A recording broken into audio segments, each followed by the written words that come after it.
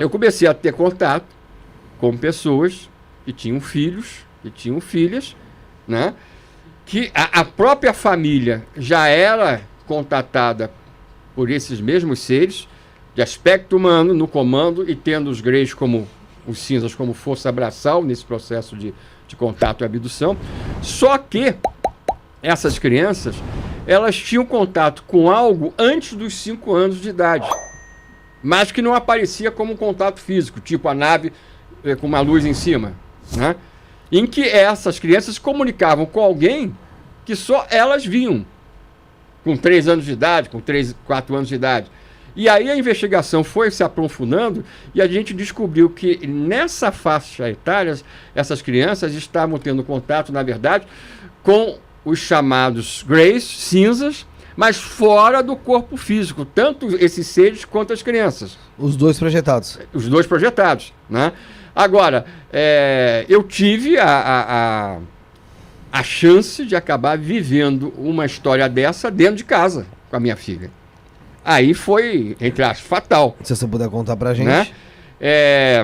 Eu tinha acabado de me separar da mãe dela, da minha ex-mulher, mas morávamos no mesmo condomínio, lá na região da Serra da Beleza, que é uma área riquíssima em aparições de UFOs, que a gente está retomando a investigação agora. Ô, benção, hein? Né?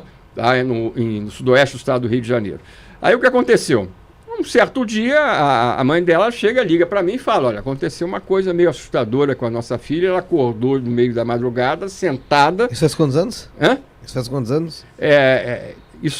Ela tinha... Hoje ela está com 25 anos. Isso, faz 20 anos. E ela tinha 3 anos e 3 meses, aproximadamente. 17, 18 anos. Né?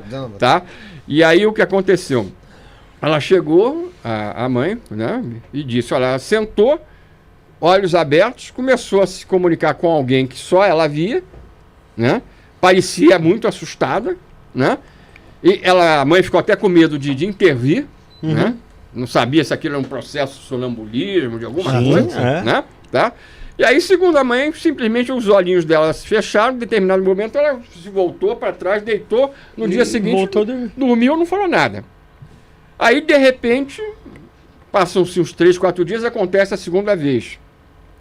Só que também com a mãe me relatou, só que aí ela me disse, ó, mesmo processo, na madrugada, se comunicava, ela disse mais além, ela disse que além dessa aparente comunicação e visualização de algo que só ela percebia, era como se ela estivesse se sentindo sendo tocada fisicamente, sem esse fisicamente estar perceptível, né? Mas como se estivesse sendo tocada. E aí, como a minha filha dormia com a mãe em determinados dias e dormia na minha casa, também no mesmo condomínio, em outros, acabou que quando a terceira vez que esse processo aconteceu, aí foi comigo. Aí eu fui testemunha. Aí ela já estava muito mais tranquila. E eu me comuniquei logo em seguida, essa terceira vez, com uma amiga que hoje mora em Portugal, a psicóloga Gilda Moura, que trabalha especificamente nessa área de abdução com regressão. Inclusive, mandar um abraço pro pessoal de Portugal que assiste bastante a gente. Legal, tem muita gente sim, que acompanha o trabalho nosso aqui no Brasil mesmo também. E aí o que aconteceu? Ela me disse, olha, isso que está acontecendo com a sua filha, eu não acho nem estranho que esteja acontecendo com vocês. Ela conhecia também minha ex-mulher, né? Por quê? Porque uma das coisas que a gente descobriu é que o processo de contato ele é familiar, geneticamente falando.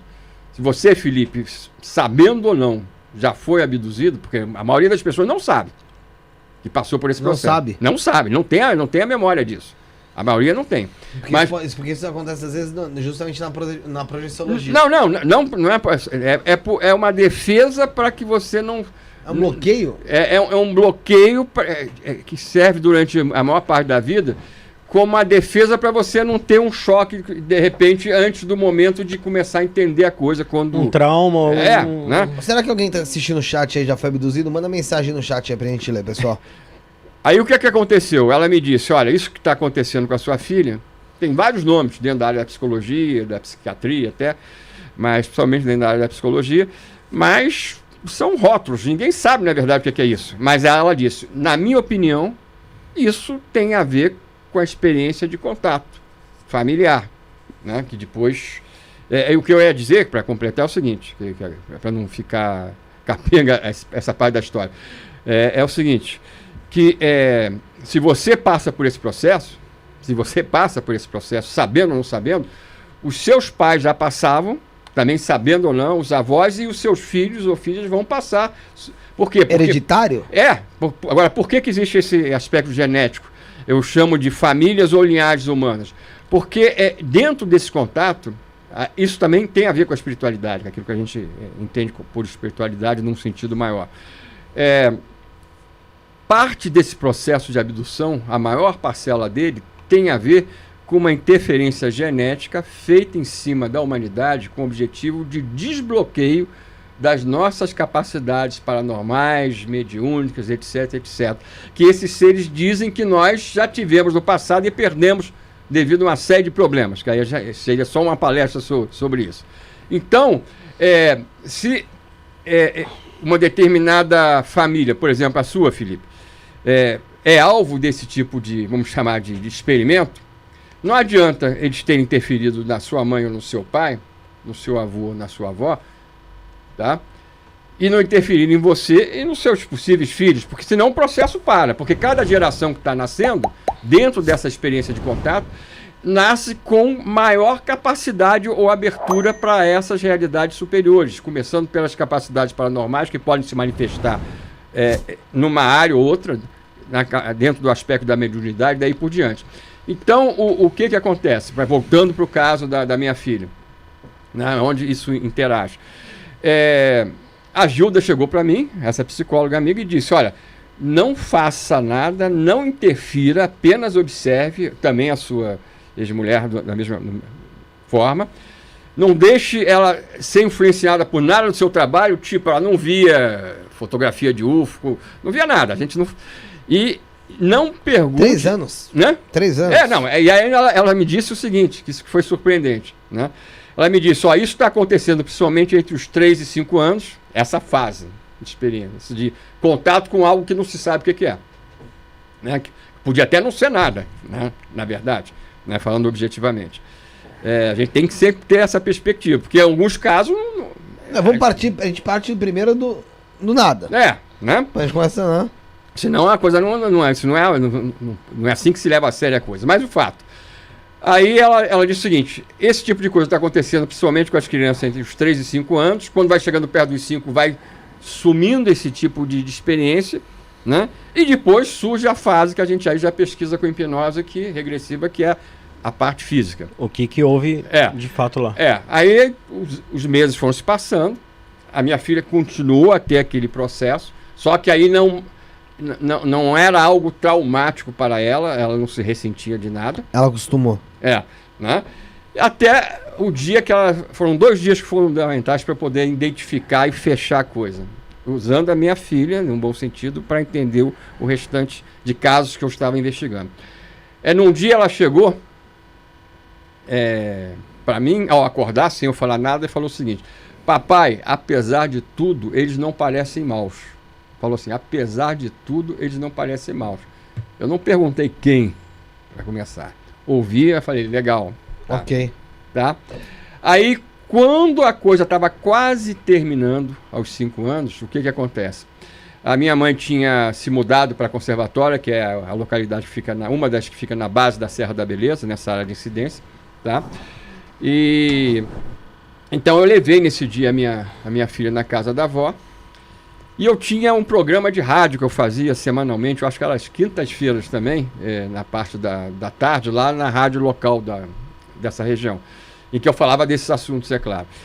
E eu tinha levado naqueles dias o CD da trilha sonora daquela série televisiva Arquivo X para a rádio, e depois tinha trazido, e em vez de levar para casa, deixei em cima da mesa de jantar da sala da minha mãe. Esquecido. Aquele CD tinha na capa dele a figura de 3 greys, um maiorzinho e 2 menores do lado. Aquilo ficou esquecido ali na véspera. Aí quando a minha filha, trazida por mim, entrou na sala da casa da minha mãe, ela passou perto da mesa, eu senti que ela... Bambiou ali. Parou ali para olhar, aí foi olhar de perto, aí chegou para mim, ela que nunca tinha visto nada sobre igreja, né? Ela chegou, apontou e para mim aquelas 3 figuras e falou: papai, esses são os meus amiguinhos que aparecem nos meus sonhos. Aí quando eu publiquei essa história a primeira vez no meu 4º livro, que aí é o livro que toca, um dos 2 livros que toca nesse aspecto da conexão com a espiritualidade, que é UFOS, Espiritualidade e Reencarnação, tá? Na época, não era a época da internet ainda estabelecida, o livro é de 2004, né? O que aconteceu? Eu recebi cartas de leitores e leitoras do livro pelo Brasil afora, dizendo que seus filhos passavam pelo mesmo processo que a minha filha eu estava descrevendo, e as pessoas não sabiam entender. Tinha gente que falava que a criança tinha que ser levada para um centro espírita porque estava obsediada. Caso psiquiátrico. Tinha isso tudo, né? Mas aí as pessoas começaram a se encontrar e perceber naquele tipo de referência que eu fiz. As coincidências. Que podia ser a mesma coisa, né? Então, essa coisa da espiritualidade, a conexão, ela começa a acontecer porque esses seres deixam claramente a entender o seguinte, que cada um de nós, hoje, estamos terrestres. Estamos terrestres. Mas que nós não somos terrestres, nem espiritualmente falando, nem biologicamente falando, porque eles falam que a nossa origem está ligada a um processo remoto de colonização do planeta que depois desandou isso há milhões e milhões de anos atrás. A gente, na fase atual, e na verdade nos últimos milhares e milhares de anos, estamos sofrendo uma interferência, tendo como base a genética, para voltarmos a ser, fisicamente falando, biologicamente falando, aquilo que fomos no passado quando aqui chegamos. Então, quando em alguns desses casos de contato da atualidade, qualquer um de nós podia chegar à frente a um ser desse, mentalmente, né, porque a comunicação, na maior parte das vezes, funciona assim. E a pessoa tem interesse, o terrestre, entre aspas, tem interesse em saber de onde você veio, é a pergunta que eles menos acham importante. A gente escuta falar de pleiadianos, arcturianos, isso aí. Todo mundo sabe com quem está contatando com facilidade, mas na realidade, não estou dizendo que não existam pleiadianos ou arcturianos, não é isso. Mas o que eu estou querendo dizer é o seguinte, que para esses seres, a última coisa que vamos falar de importância para eles, a nível de interesse nosso, seria isso.